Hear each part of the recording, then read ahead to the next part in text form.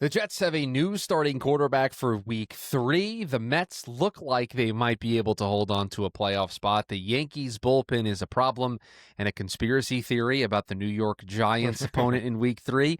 All of it the focus of the NY Sports Index. That is Jamie Eisner. I am Chris Schubert here with you talking all things New York sports. Jamie, we were just joking in the pre-show that we weren't sure exactly what we were going to start with because there's a lot going on, but none of it feels opening bell worthy.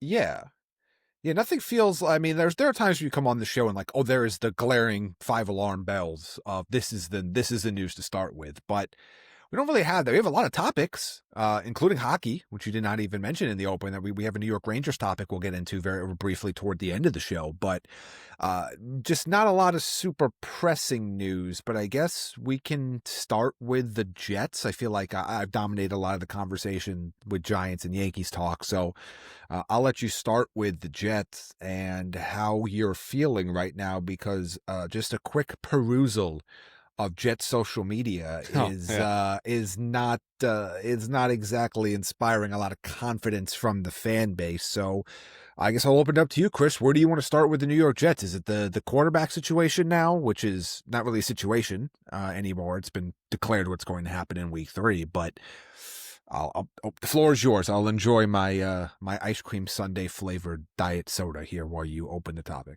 Yeah, I think there's a lot of different angles to look here as everybody is kind of still licking their wounds from what happened on Sunday against the Buffalo Bills. And now the news of the day today as we're recording that Justin Fields will be out on Sunday with a concussion. So it'll be Tyrod Taylor under center for the Jets. And to your point, and I think that's probably where I'll start this, there's a lot of noise, and it's frustration, it's anger, it's disappointment, it's embarrassment about the way the New York Jets played on Sunday. And while I think it is going a couple of steps too far, considering how we all felt in Jets Twitter community about the way they played in week 1, I get it.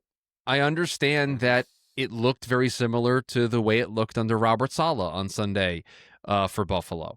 I understand that it looked like what it looked like when Adam Gase was here, when Todd Bowles was here towards the end. I understand that for you, Joe Q fan, you've been dealing with this for 10, 12, 14 years now of this team committing penalties, not being able to come up with the big drive in a big spot, a defense that's not able to create the big turnover.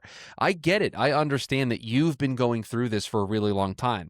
Aaron Glenn hasn't. This is Aaron Glenn's second game, and so I think the calls that the GM did a bad job or the coach isn't head coach material, they already got this wrong. I get where it's coming from because you just want to see a winning product, but I think it's disingenuous as a fan base to be excited about what Aaron Glenn and Darren Muji could bring to the table and not really give them the opportunity to put their stamp on this franchise. Criticize where they deserve criticism. Criticize the Brandon Stevens signing. Criticize Alan Lazard and Michael Clemens still being on this roster. Criticize the moves that deserve to be criticized, but stop short of saying these guys stink, they're bums, they don't deserve to be here anymore. Like that just to me it's just an overreaction in the other direction. I think there was too much optimism after week 1, and I tried to be the voice of reason to that optimism, I think, in the post show that we did after week 1. I think it's completely flipped in the other direction, and there's a middle ground that I'm not sure what exactly the middle ground is, but that middle ground is the one we need to find. Yeah, and you and I chatted a little bit about this last night, about the difference right now where the 0-2 Jets and the 0-2 Giants are kind of sitting in their fan base, where the Giants fans, for the most part, are excitedly making memes and jokes about how badly they're going to lose to the Chiefs, where Jets fans are completely crashing out. And I believe it was you that shared a tweet with me that was going through like Mogi's moves already, and just basically saying he's already failed. If that was not you, let me know. I'll find the tweet. It was for me, and the tweet comes from the greatest Twitter account for the sake of this conversation. Optimistic Jets is the Twitter handle. Well, that's not. It's an oxymoron given the some of the tweets I saw from that account. But okay. I will read the tweet in question that I sent to you. Darren Okay. Muji's first offseason with the Jets has not looked good, to say the least. Signed cornerback Brandon Stevens to a 3-year, $36 million contract, 22.9 guaranteed. Signed Andre Sisco to a 1-year, $8.5 million contract. Overdrafted Arian Smith over higher rated and contributing NFL receivers like Torrey Horton and Alec Iamanor. Did not address wide receiver 2, signed Josh Reynolds and Tyler Johnson. Did not address the safety position, retained Tony Adams. Did not address the depth in the edge department, retained Michael Clemens and drafted Tyler Barron, who did not look playable in the preseason. That's just what the tweet said. I'll let you react first before I share my thoughts on it. Yeah, I mean there's a lot to break down, and obviously there's the very first thing saying like you're 2 weeks in to the regular season. There are both reasonable concerns here. I think there are also a little bit premature, unreasonable concerns here, and some omissions. And I think all of that plays a factor. You in particular, but this show talked a lot about Brandon Stevens and his struggles, and the fact that you probably should have seen them coming because it's not like he was great in Baltimore. But I think there's a few things here. And again, while I also believe, and I believed pre-draft, that Alec Iamanor and Torrey Horton were better receivers than Arian Smith, I think it's unfair necessarily to say, when you look 2 weeks into a season and say, well, these other guys are contributing now. I mean, Torrey Horton didn't really contribute at all in week 1. I know he caught a touchdown in week 2. Alec Iamanor had a really strong week 2 game, didn't do a lot in week 1. A lot of that is different teams, different players, different situations. There is a little bit of a sense that you could say that if Arian Smith is, the competition for him to be higher on the Jets wide receiver chart isn't great, and they did not address the wide receiver 2 situation at all. But I think you could also look back and say, they had made a couple smaller trades, like for Phillips, they got for nothing. They re-signed 2 franchise superstars that I think fans are really excited about. And if you say, you can't say a GM gets no credit for that. Look what's happened in Dallas and some of their star players, and particularly the star player that got traded because they couldn't come to a deal. So there's a little bit of all of that. So I say this to say that it is fair to make a criticism. There are some good points that are made in this tweet. There are some omissions that I think would be in the GM's favor that were omitted from this tweet because it didn't prove the point. And there's probably a few things in here that are just too early to tell. There also becomes the equation of where do you think you are in the life cycle of the franchise? Because I would argue that the big one that's glaring to me on this list of bullet points was did not address wide receiver 2, sign Josh Reynolds and Tyler Johnson, which, again, I think on the surface in a vacuum is clearly not good enough to be a wide receiver 2 situation for an NFL team. However, if you feel like you are in the process of a rebuild, do you really need to go out and spend big money on a wide receiver, whether it's short-term or long-term, if you're not really expected to compete this year? So that might not be an oversight as much as a conscious decision. I get, they're not going to come out and tell us that answer.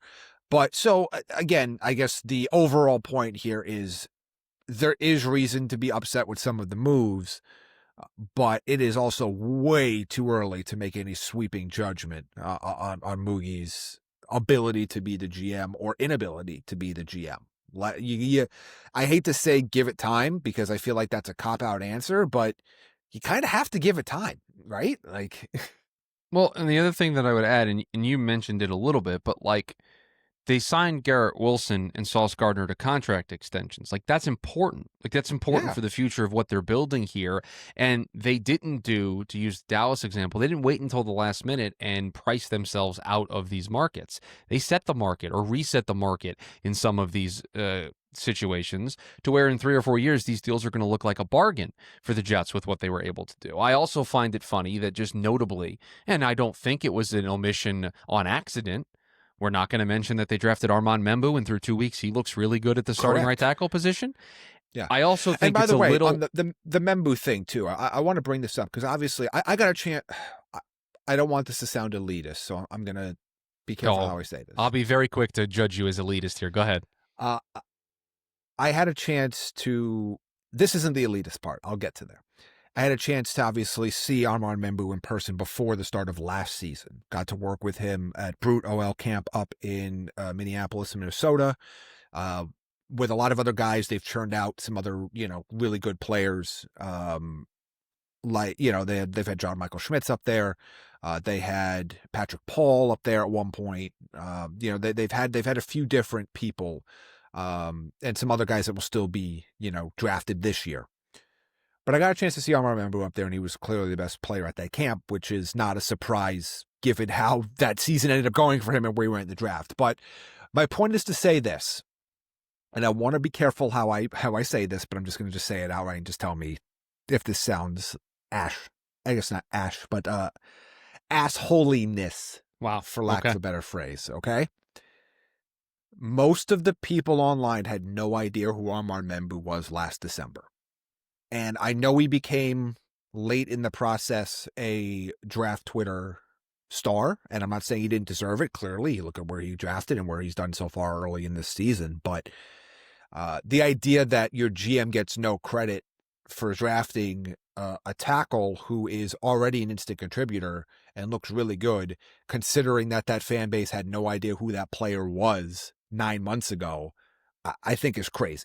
And that's the elitist part I don't want to say of just like, oh, I happen to know who this guy was. I'm not trying to put it that way, but it's more of like, anybody could have drafted some. There's certain players that like anybody could have drafted them, and you would have been like, yeah, like anybody could have drafted Abdul Carter. You know what I mean? Like at the end of the day, just to bring that back to a New York example, if Abdul Carter is going to be as good as we think he is, you don't give Joe Shane bonus points. You give him points for, okay, you made the decision, but you don't get bonus points for drafting Abdul Carter. Like you know what I mean? Like in your spot, anybody would have drafted Abdul Carter. In this case with Armand Membu, like I do think he deserves a little bit of credit, especially for a first-time GM, especially when there were calls to, there were calls to draft Shedeur Sanders there on draft night. Like, I mean, from certain fans. So, again, Jackson I understand Dart. Being yeah, there were. Tyler Shuck was even in that conversation with them and the Saints around that same spot. So obviously the Saints ended up getting him in the second round, but look, I say all that to say this. It is fair to criticize moves when they're bad, but you also need to praise moves when they're good, and you also need to give some things time. I understand saying, hey, we don't want to give it time when you're 5, 6, 7 years in. You're not even 1 year in. Like, again, you can criticize. By all means, criticize the bad moves. But to make any sweeping judgments about the ability to be the general manager of this team in the present and the future, it's unbelievably premature to do that. And one other point that I want to make on this before maybe we can talk about Tyrod and what it'll look like for him on Sunday. You also fired your GM and your head coach last year. Where did you think you were at as a franchise? Did you think you were one offseason away from being relevant? Like, that's the other part of it, too, where you had limited draft capital because you spent the last couple of years pushing your chips into the middle to get Aaron Rodgers, to trade for Devontae Adams, to trade for Hassan Reddick, to try to win a championship in a 2-year window. And now you have to pay the piper on that. And you also have a roster that had holes all over the place. You can't fix all of that in one offseason. I don't care if you're Eric DeCosta in Baltimore. It takes some time to get help along the interior of the defensive line for your run defense. It takes some time to get multiple wide receivers alongside Garrett Wilson. It takes some time to build a corner room around Sauce Gardner. But you know what? I'm going to make sure I lock up Sauce Gardner so I at least have that side of the equation filled out. And also this growing trend of Andre Sisco being terrible. I'm just not seeing what everybody else is seeing. He hasn't been great, but he's been fine. And you signed him to a 1-year, $8.5 million contract. For 1 year, $8.5 million, I'm good with fine. If Brandon Stevens was fine on his 3-year contract, I'd be okay with it. He's just been less than fine. He's been benchable. Now, there are a couple of players that have been giving benchable efforts across the board, and it's going to take time for Aaron Glenn to instill his culture. It's 2 weeks into the season. And so I just wanted to address it because there's just a lot of criticism of Glenn as a coach, of Mugi as a GM, and I criticism, yes. Things that they've gotten right, yes. Things they've gotten wrong, absolutely, right? Michael Clemens still being on this roster is a bad look on both of them. It just is. Alan Lazard continuing to be on this roster. I mean, in a state of absolute psychoticness last night, I recorded and sent Jamie one rep of Alan Lazard. It was very bad. I can't even call it run blocking because he didn't even do anything on the play. Like, those things fall on the GM and the head coach, and if those guys continue to get reps and continue to get time, criticize those decisions, criticize those moves. But to say that the state of the roster isn't in a good spot and that falls on the GM and the head coach, it's like, well, where did you think this team was going to be this season? Think we expected them to win anywhere from 6 to 8 games and set the foundation for what the future was going to look like. And to me, that is still 100% on the table, even though they're 0-2 to start the year. You want to talk about Clemens a little bit? Because I know that was another tweet you threw in that chat, and I know he's become a lightning rod of conversation for the Jets and Jets fans. And I mean, I think you expounded the point on the last show about you don't understand at this point why he's still on the field. But break it down for me. Like, where are you at after Aaron Glenn's comments about Clemens, which were essentially he's doing what we want him to do? I'll read the quote. Read the exact quote. It's the quote that makes it worse, right? If they weren't saying anything, if they were just kind of ignoring it, I still don't want him playing. I still think he should be off the team. But when you actively have the head coach of a football team who's preaching accountability and preaching doing things the right way, for Aaron Glenn to say, quote, the things we're asking Michael Clemens to do, he's doing a good job at that, end quote. So shout out to the Jet Press who put this tweet together, because these are the numbers of what Michael Clemens has done this season. He has a 45.4 PFF grade. That's second worst among all qualified edges. His tackling grade is a 27.8. That is also second worst among qualifiers. He has 0 pressures, 0 solo tackles, 0 run stops, and 1 personal foul. Yeah. So, Aaron Glenn, I'm going to need a deeper explanation as to what it is you're asking Michael Clemens to do, because everything that I would expect an edge to be able to do, he's not doing, and in fact, he's making you a worse football team when he's on the field. Jamie, I say this somewhat tongue-in-cheek. I think you and I give the Jets a better chance than Michael Clemens being on the field. That's how bad he's been. He has been bad where they could get somebody off of another team's practice squad, and at least that player won't be a net negative. He's a net negative when he's on the field. He's been very bad. And now, they don't have any depth at the position, and so that puts them between a rock and a hard place, but I don't think you have... Don't you can't try something else, though? Like, just try? You can't insult your fan base. You can't. You have too smart of a fan base. You can't insult them by continuing to play a guy who is literally a net negative. Yeah. But I want to turn the page here a little bit, because we talked about Clemens a lot, and I want to get back to something that you said on Monday's episode.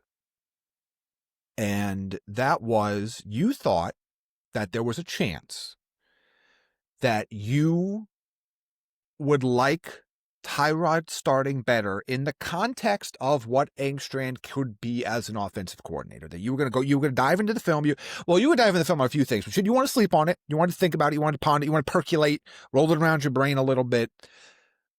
You've had that time. Mm-hmm. I want to ask you now. Tyrod Taylor's confirmed as a starter, as you mentioned earlier in the show. Justin Fields ruled out with the concussion, as we expected. Do you still feel this is a good thing for Engstrand in his development as an OC? Is it a bad thing? Is it no thing? What do you think now? I feel like you're ready to make a definitive statement based on the fact that you put in the sheet that you're ready to talk about. Yeah, I think this is actually a great thing. Again, I'm not excited that Justin Fields is hurt. I would rather him be under center. But in the context of Tanner Engstrand as the offensive coordinator and what his future may look like, I actually think this is a great thing. And in order to make my point, I want to take us back in a time machine for a little bit. And I apologize to the Jets fans out there for what I'm doing to you, for putting you in this mental space, but I think it's important. Oh, they're used to it. When the Jets drafted Zach Wilson number 2 overall back in 2020, they also paired him up with a first-time coordinator in Mike LaFleur.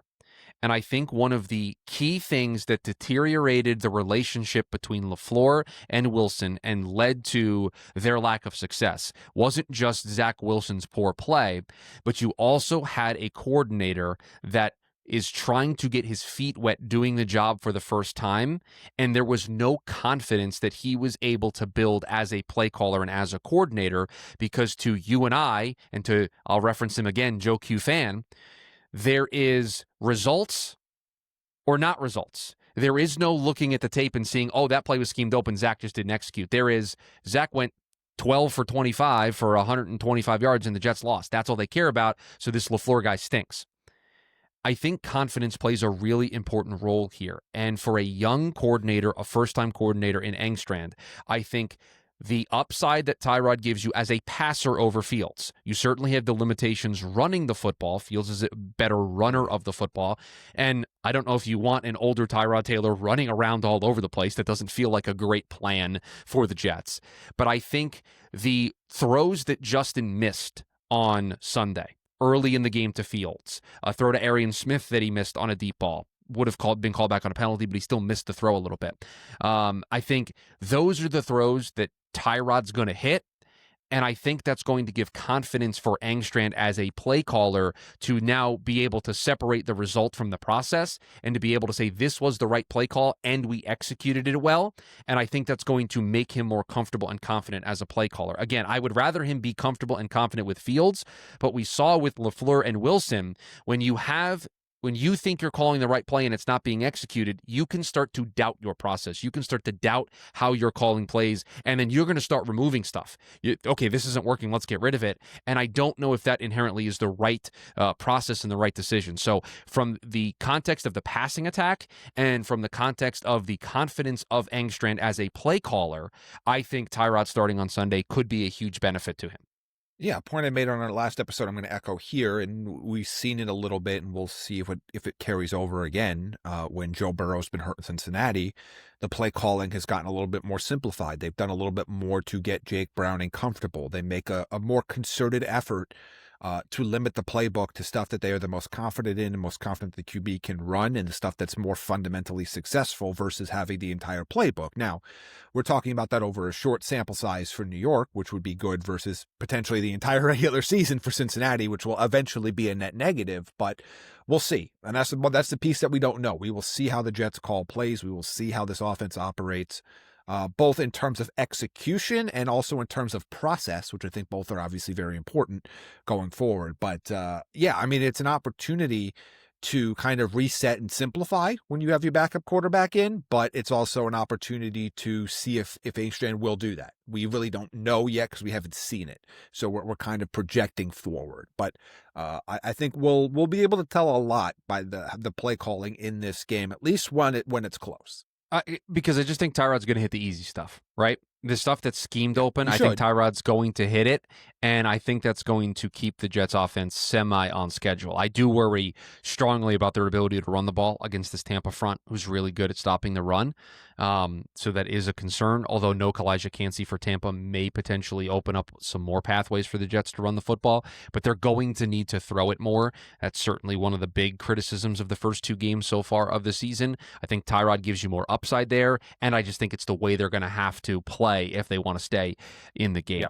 Do you want to stick with the football and talk about the Giants? Yeah, let's talk a little bit of football before we dive deep into the baseball stuff. And I want to talk a little bit about, and now to be fair, Chris, I'm going to read this quote to you. Okay.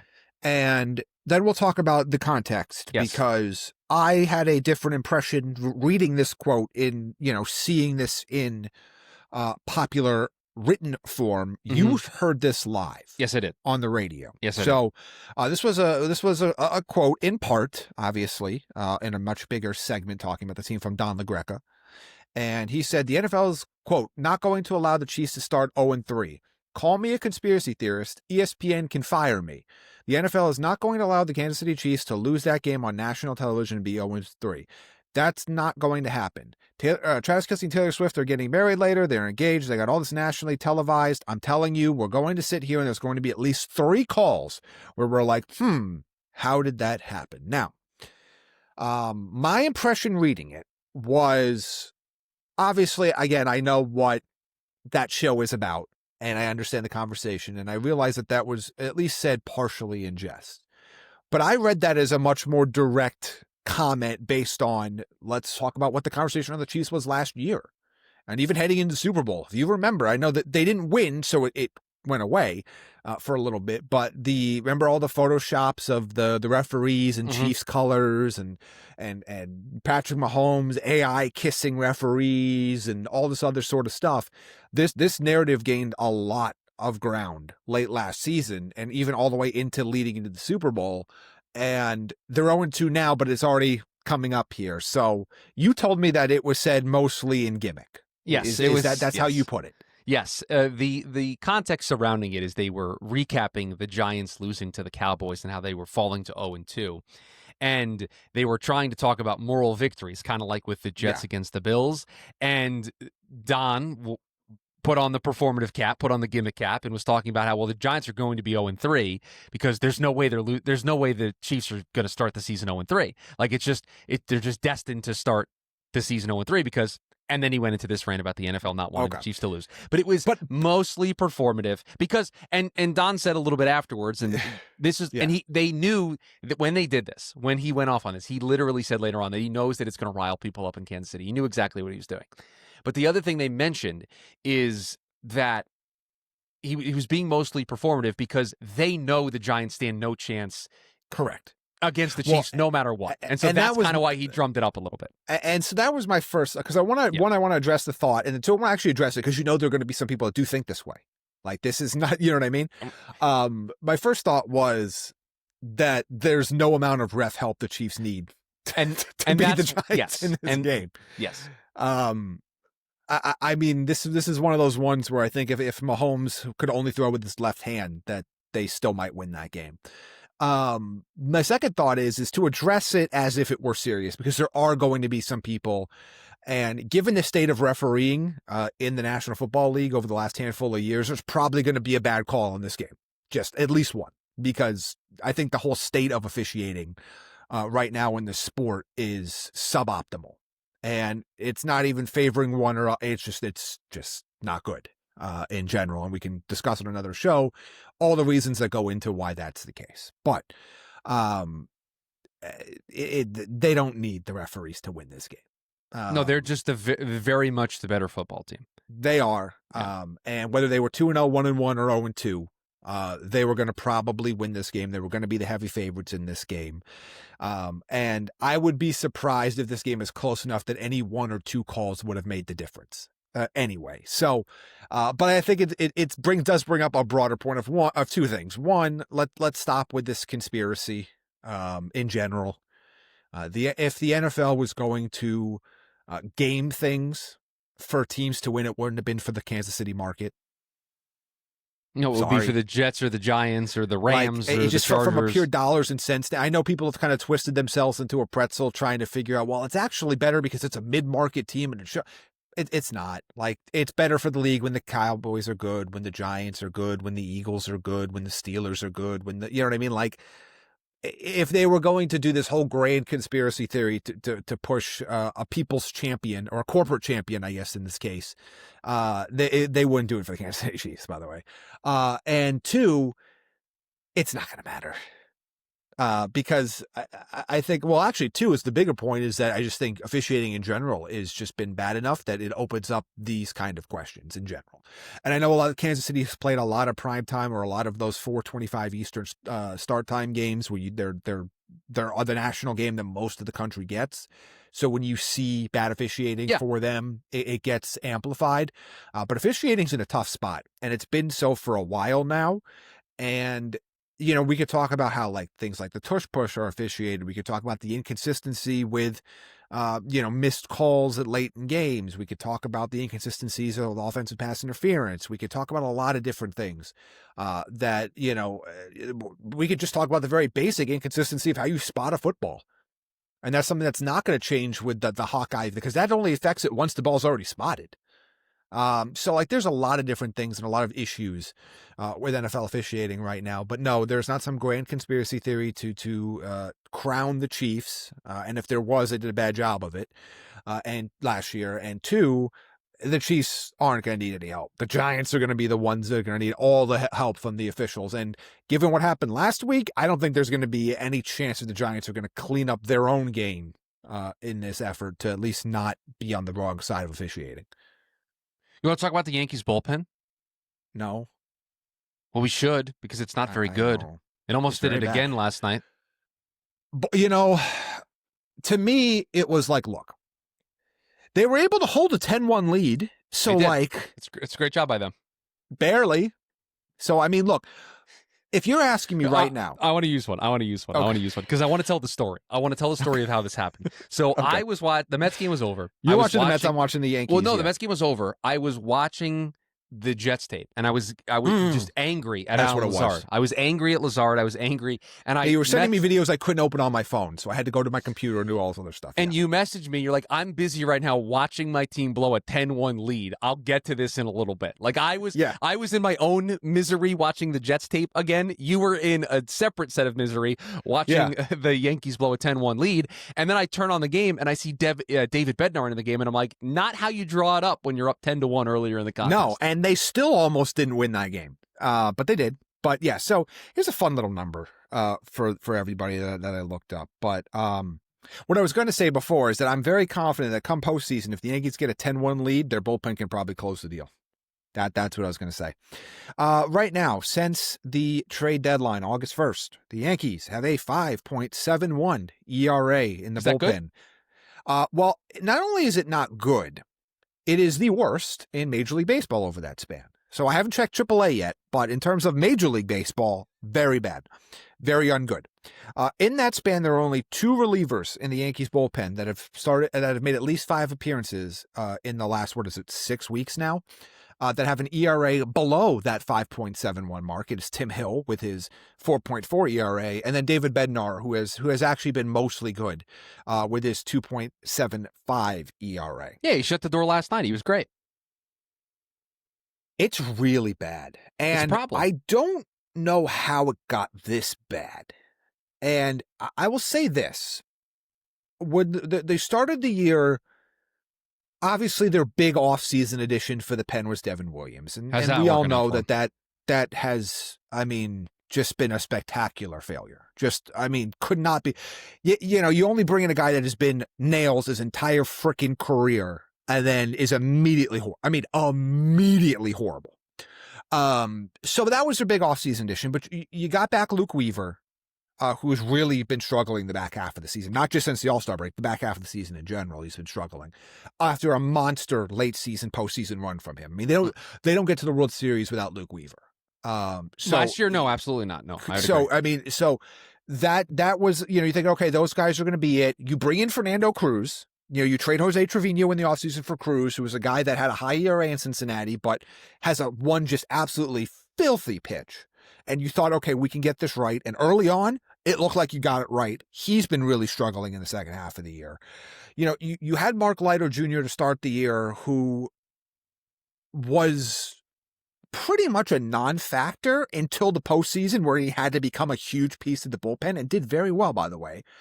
And just started off fairly good, but then just kind of has regressed back to the player that he's always been, which is a middling, borderline AAA Major League Baseball middle relief pitcher. So you've had all these things, and you can talk about some of the other guys. Loizaga was hurt to start the year, comes back, does not look like the same pitcher he was before he went down. Just nothing looks right for him. There's a lot of things you could talk about. So, all right, we're going to fix this. And this is one of those ones where you can look at the results and go, Cashman failed. But if I told you they would bring in David Bednar, Camilo Doval, Jake Bird, and I know Jake Bird was a little bit more of a controversial versus the other guys. And by the way, he's not doing well in AAA right now. By the way, that's a bigger concern for longer term, because all these guys have term left. You go out, you make a move for a handful of quality relievers, brother, including you don't have to guys that were closers elsewhere. You don't have to tell me about this journey, buddy. And they immediately come in and are terrible. Right. Except for Bednar. Bednar's been good. He hasn't been as good as he was doing crazy stuff in Pittsburgh. Nobody cared because it's Pittsburgh and they never win. But when he got the opportunity, he was doing crazy stuff before the trade, and he's been not excellent, but he's been good. Everybody's bad right now in that bullpen. Tim Hill, by the way, again, this is another guy that was a good success story late last year. Got him off the scrap heap, like literally got cut, and with a high ERA, Yankees added him. Everyone's like, what you do? Why? This guy's not going to do anything, and became a really integral piece of their bullpen in the postseason. Again, another one of those guys, and was fairly solid early, but I think he's just been overused. He's been like their only lefty in the pen for most of the year. I mean, they briefly had Ryan Yarbrough in the pen, and then they've had some stuff here and there, but he just feels like overused, and for a ground ball guy, he's going to have a lot of homers this year. So I look at this bullpen, and I have no confidence in any of them to get the job done when it matters. And they're headed for a postseason, likely with the Astros or the Red Sox. And I just feel like what's going to happen in the 6th, 7th, 8th, 9th innings of these games? 6th, 7th, 8th. I'm worried about on a day where maybe Max Fried doesn't have it or Carlos Rodon doesn't have it, and you need to go to your bullpen earlier in the game. You can't trust these guys to start in the 4th or 5th inning. You're going to aggressively manage any of them. Right. You can't trust anybody. You're going to aggressively manage in the postseason. At the first sign of trouble, you're probably especially in a short series. Right. You're going to go like, I mean, you're pulling guys like this. But if you're Aaron Boone, are you? Am I in a rush to get Tim Hill in the game? Am I in a rush to get Camilo Doval in the game? Or would I rather go down with Max Fried, who I gave $218 million to? And I think you almost have to do that. You have to ride Fried, Rodon, and I mean, I know Schlittler did not have a great start here, but I still think he's that SP3 for them. But I just, it's to the point where I have no expectations of that. Like, you're concerned with the Mets doing anything in the postseason is probably a team-wide concern. Yes. Heavily focused on pitching and starting pitching, but there's a team-wide element. Although we may have fixed it. We'll get to that in a second. We'll talk about it in a second. I don't have concern about this offense. I don't really, I know there's been a little bit up and down in the second half, but I don't really have a little concerns about at least the short series starters. I am petrified about anybody coming out of the bullpen. Literally anybody. You can't win a championship with that being your fear. You just don't. Maybe they have that crazy run like they did last year where you had Jake Cousins and Mark Leiter Jr. and Luke Weaver and all these dudes just becoming nails out of the pen. But this is not a bad week. This is not a bad month. This has been a while now where most of these guys have been really, really struggling, and there doesn't seem to be an end in sight. I mean, legitimately, if the door swings open in the postseason and you see Devin Williams come out, you're pooping your pants. Like you're not. You could just say anybody right now. Like, I love my guy Luke Weaver, but like, he hasn't been good. Tim Hill, right? I don't have confidence right now. Fernando Cruz, I don't have confidence. Bednar's the only one that I'd feel semi-okay about coming out of the pen. You got to get it to him. It's not even like great. Like, I don't even feel like, oh my God, there's no chance they get to David Bednar. Like, it's not like it felt like in the first half in Pittsburgh where it was like, he came in and it was over. That's what he was doing out with the Pirates. I was thinking about this as you were just talking there, because I said something and it made me think. Is there a world where the way you manage the bullpen in the postseason is actually helpful to the Yankees, where Bednar is the first guy out of the pen to keep the game close, and then if you're able to blow open the lead, you feel better about going to these guys? Like, you're going to have to really think about this idea that we see managers do of using their highest leverage reliever right away. I think you're going to have to consider doing that with Bednar. Here's the problem with that. You're giving Aaron Boone a lot of credit for managing a bullpen in a way he's never done it before. I was just offering up a suggestion, really. I understand what your point is, and I think there's some logic to that. I don't think that's going to happen. It seems to me that Aaron Boone has fallen into a very, for him, comfortable rotation, for lack of a better phrase, in the bullpen, where Bednar's the clear closer now. He's going to use Luke Weaver as the traditional setup man, unless he is not able to be. Then he was going to use either Devin Williams or Fernando Cruz. If there are two lefties coming up in the order out of the next 3 or the next 2, he's going to use Tim Hill first and foremost. Almost every time he gets that opportunity, he calls it the Tim Hill lane. Oh, lanes. And then everybody else, Duvall, Leiter, and then we'll see what the bullpen ends up looking like, whether it's Yarbrough, whether it's Heel or Warren, or we'll see what that looks like for a playoff series. We'll just be in as needed. But it does seem like he has all year long, almost regardless of whether guys are hot or not, has been doing that. And I just don't see him changing that up, because it's not like you've got a 10-game lead in the division. You're just kind of doing things. You've needed to win. And right now it's probably not as crazy as it was earlier in the season, when you were literally teetering on whether, in that bad stretch when you were teetering on whether or not you were going to still stay in the playoff conversation. People were legitimately asking if the Yankees would be sellers at the deadline. So you're not in that spot, but we haven't seen him waver from that order very often, particularly when everybody's available, which they're going to be to start a series. So I like your suggestion, but there's also the other side of it of just like, so you're just going to blow the game in the 7th and the 8th and the 9th instead of the 6th and 7th and the 8th. Oh, so the hope is that with Bednar coming in, you can then extend the lead and give yourself more cushion. I hear you. More than 10-1? Well, that's fair. That's fair. I'm making this suggestion after. And didn't they against the Tigers? I think they set a record as a bullpen of no bullpen has ever blown back to back or gave up back to back games of 9 runs out of the bullpen, something like that. It was just that's the thing. It's not like, oh wow, they're coming out and they had a 3-2 lead and they blew it. They had a 4-2 lead and they blew it. They had a 2-2 lead and they couldn't hold it. They're blowing. When they blow up that bullpen, they're gonna 9. Do you know what I mean?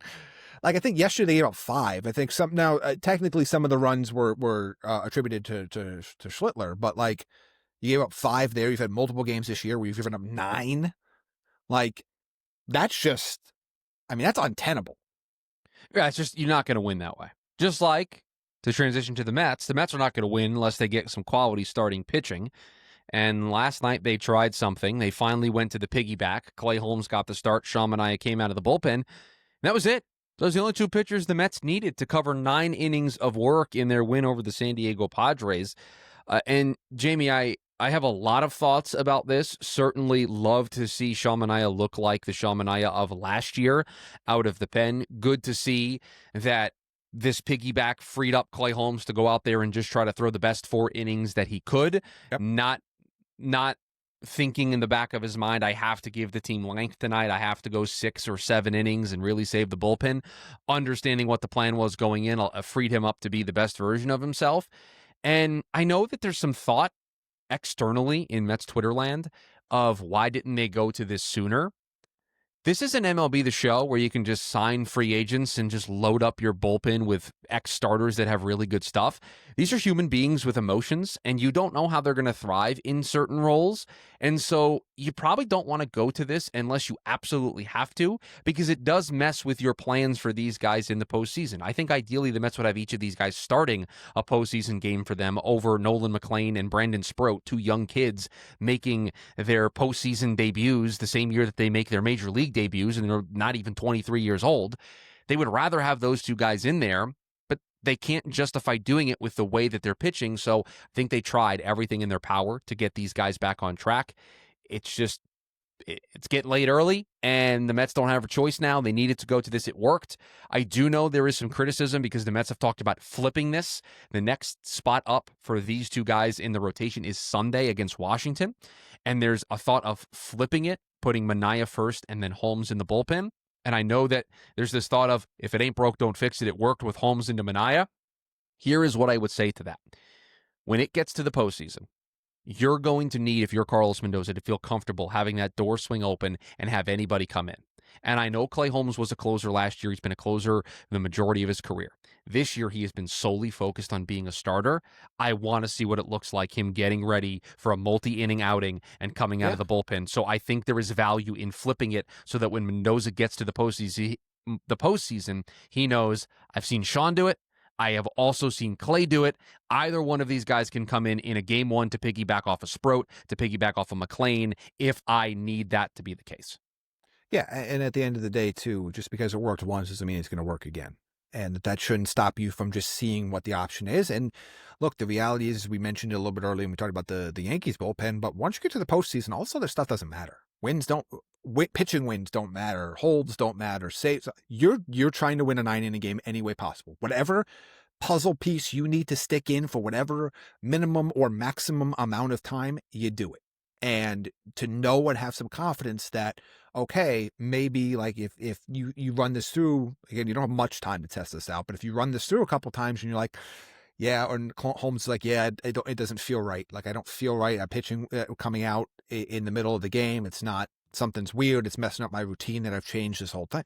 Whatever it might be, you want to see how this works, because at the end of the day, you're looking for 27 outs every time in the postseason, and you really don't care how you get them. Just a math game. Just a math game. You're just trying to get to 27, however you can get there in the postseason. In the regular season, you have to manage the 162-game season. Correct. You have to manage a long year. In the postseason, you show up to the ballpark. I got to get 27 today. How am I doing it? And you're able to kind of worry about the future in the future, because these guys are going to want to take the ball every day. They'll do stuff that they won't normally do during the postseason. It was great. And there's the other element of this that I think people and fans will think about, is that there is no more financial element to this. And what I mean by that is, yes, there's still some incentives, and obviously you get further you go, you get playoff shares and all that stuff. But what I mean by that is, like, especially when you're talking about starters and relievers, because I had a really good conversation a number of years back with a number of relief pitchers. I actually talked to them about holds before holds got super popular. And it was like, hey, do you care about this? And he said, I didn't until they brought it up in arbitration. Right. And things like that, when it comes to whether it's arbitration or free agency or whatnot, games started, innings pitched, saves, holds, those types of things do come up in the context of everything else, like ERA, advanced analytics, strikeouts, all that other stuff. So when you're managing guys like that, to your point about the piggyback or the openers, teams like the Rays do it, but a lot of other teams didn't for a while, because starters didn't want to sign there if they weren't going to start the game, because it then made it harder to get quality starts. You would limit, technically it would maybe be a little easier to get a win, depending on, because you already got the first inning out of the way type of a thing, and you could technically get a win after pitching 4 more innings. But for the most part, there are some financial implications for why those things become complicated. Also in the context of, like what you just said, you have to manage humans over the course of a long, long season. That all goes out the window in the postseason. You're going to do whatever you need to do. I mean, we've seen Randy Johnson pitch in relief. We've seen Clayton Kershaw pitch in relief. We've seen these things in big moments. So to the point that you're bringing up, I am curious to see, again, the season's almost over. Like, you don't have a lot of time now to try things. It's worth a shot, because at some point, like I'm right now, don't know what the Yankees are going to do with their extra starters in a short series, because none of them are really bullpen guys. So at that point, are you really putting an innings eater on your roster for that? I mean, yeah, it's possible you can get blown out in a game 1 or a game 2. You just need someone to get you through. But, like, are you wasting a roster spot on that when you need pitch hitting opportunities, when you want to be mix and match bullpen opportunities? Like, I don't know. And so if the Mets can find themselves some postseason flexibility in terms of either how they set up their rotation or how they set up their bullpen, it's worth finding out. Yeah, no, and again, I think this is the best use of these guys right now. I don't think it's the best use of these guys going forward, but they're focusing on the remainder of this season and trying to hold on to the 1.5-game lead that they have right now for that third and final spot. They beat the Padres last night. The offense looked good, bunch of home runs. The pitching was great. So all good things from the Mets side. Before we get out of here, some Rangers news. JT Miller named the captain of the New York Rangers. This is your area. This is your sphere of influence on the program. Yeah, not a huge shock. There were some rumblings for a while that he was going to be the guy to replace Chris Kreider as the full-time captain. Obviously, Kreider got traded last season. They like him a lot, and Chris Drury has talked considerably about how much they value not only JT Miller's leadership, but how they admire his toughness and the attitude that maybe have gotten him in trouble at some other locations, particularly in Vancouver. Very, very public issues with Elias Pettersson, for example. But they want to be tougher. And I think if you read any of the quotes from anybody that's covered the New York Rangers right now, you're going to see that line attached to this move. They want to be a tougher team, both mentally and physically. And JT Miller is somebody that they've loved. They had tried to reacquire, because obviously he was drafted, he was a first round pick for the team before he got traded.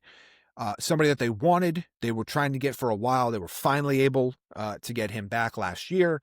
And now they're going to have him lead the team into the future. And this is he is the quintessential, you're not necessarily putting the C on the best player on the roster or the most talented player on the roster. You're putting it on the guy that embodies the type of game that the New York Rangers want to play and the type of leadership that they want from the guys that are wearing the C and the A's. And that's what this is about. So makes a ton of sense to me. And not all that surprised. It is nice, kind of a full circle moment for Miller, considering where his career began and the success he had in New York before. And it's been a minute, since he's been on the team, before they reacquired him. There were several years in the middle there. But I like this move. It makes a ton of sense to me. It was the easy option to replace Kreider, and again, embodies exactly what that team wants to be emblematic of as they play on the ice this year. And again, it's crazy. Training camp is like a day and a half away. Like, it's crazy how quickly the season's coming on. And while, yes, not his first stint with the Rangers, it does feel like giving him the captaincy is sort of a symbolic way to say, hey, we're closing that chapter. That last chapter of Rangers hockey is done. This is a new chapter. JT Miller is the leader of it. This is the way we want to play. He embodies how we want to conduct ourselves on the ice. And so, it made sense once they traded for him that this was going to become his team, because of his personality. Is obviously these decisions get made, and there's a lot of context to it, but the room is heavily in favor of it. Yes. Like this is I don't know how good they're going to be. I think they're a playoff team. I don't necessarily think they're a cup contender right now. We'll see how they play. I do think they are a playoff team. And obviously the way they ended last season was unacceptable, and it's been discussed, and particularly Shesterkin has talked a lot about himself personally, the things that he is trying to do to get better in net, considering what happened late last year. But this is something where the team is in lockstep on this. This is somebody that has Rangers roots and plays a game, and a lot of those guys he played with, some of those guys he played with before. I mean, there's a lot of turnover on this roster since the last time he'd been there. Again, he got a stint with them last year, so it's not like he's a completely new guy, right? To a lot of these dudes. But there's a trust factor in the front office. There's a trust factor in the coaching staff, and most importantly, there's a trust factor inside that dressing room. So I'm excited to see how it goes. And I think now, with that being done, I think there's only 2 teams right now captainless as we head into the season. Final word here on the program. Would you like me to go first? Do you want to go first? I'll go first. Okay. I want to talk a little bit about just the get in mentality. And I know you and I have spent a lot of time talking about the Mets and the Yankees and our concerns. I just did a diatribe about their bullpen a little bit earlier in the show. You've made a mini career recently at talking about the Mets starting pitching. Yeah. And I won't bring up the World Series matchup that everybody knows I'm going to bring up, because I keep saying I'm not going to do it. So I won't. But I will say this. Every league, professional and collegiate, has expanded their playoffs sometime recently.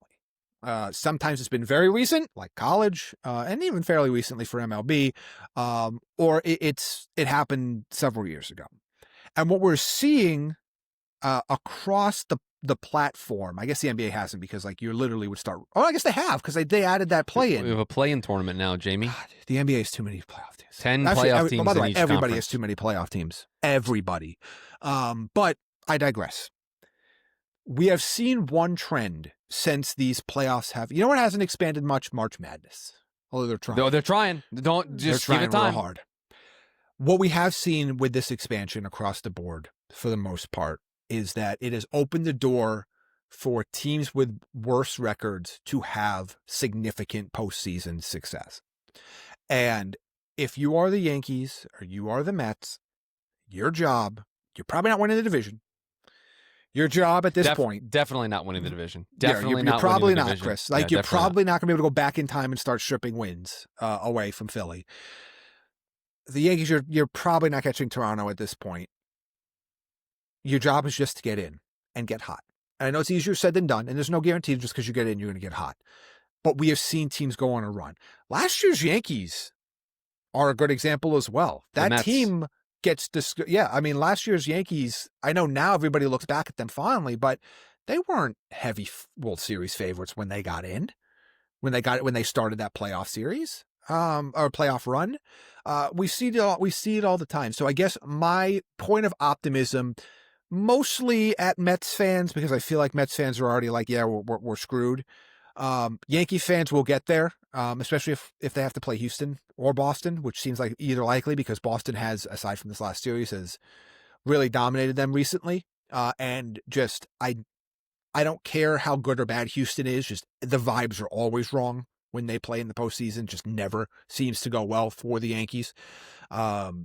There's going to be a lot of hand-wringing in the process between the end of the regular season and the start of the wild card round about these teams aren't good enough, blah, blah, blah, and already kind of mentally preparing yourself for misery. Don't quite do that yet. Let the misery happen first, okay? Let the misery come to you, because you never know. You never know in these short series. I will say this, and I won't mention the teams because I said I wouldn't do it, but there have been worse teams that have made the World Series recently, since the league has expanded the wild card, than either of the Mets or Yankees rosters right now. Shout out to the 2023 World Series. Not going to talk about it. Worst teams have made the World Series.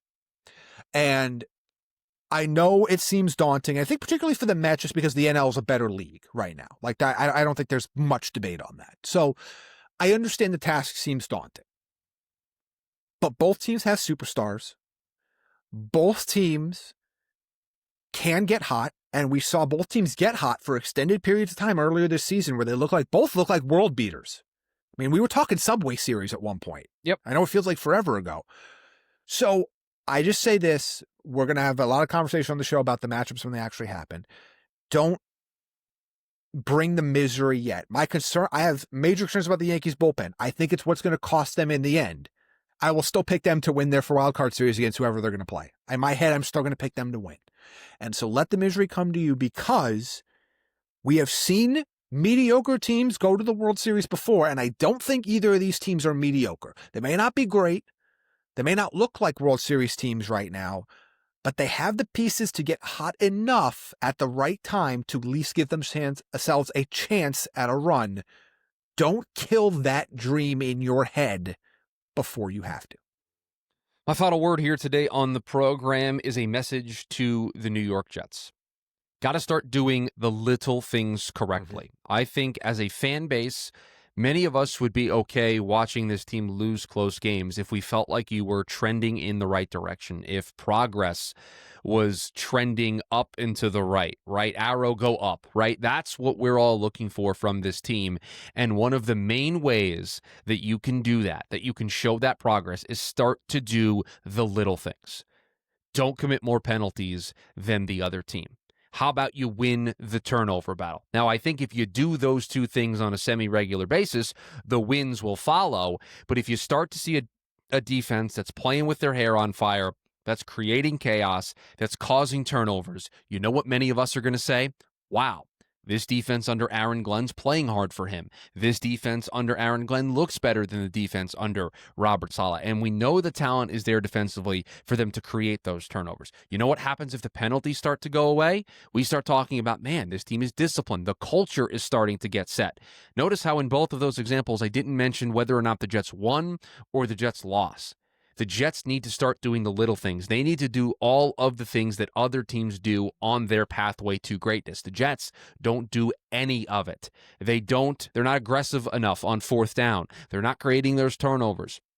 They're not winning the penalty battle. They're not being disciplined. Those are the things that make us fall back into this is no different than Robert Saleh. This is no different than Adam Gase. If you want this team to be different, those are the areas that you need to change, and hopefully that can start on Sunday. That will do it for us here, another edition of the NY Sports Index. If you want to see the show, two ways to do that. The Spotify podcast feed has the video available there. Also, the NY Sports Index YouTube channel, another way for you to check out the video video version of the show. If you're listening to us just strictly in the podcast feed, please do us a favor, rate, review, subscribe to the show, share the show with a fellow New York sports fan so we continue to grow this thing out over the course of football season. We're back on Friday. We'll have potentially model bets, final previews for the Giants and the Jets this week, maybe some baseball. Who knows what will happen? Another Yankees bullpen meltdown. Maybe the Mets will still be in a playoff spot when we get to Friday. Either way, we'll be here to break it all down. Before Go ahead. timeout, quickly. Okay. I'm going to hit you with a late timeout here. I just want you to last second talk. You said playoff spot. How are you feeling now? Because Giants have lost a couple in a row. Cincinnati lost. I know the Diamondbacks are getting closer. Yeah.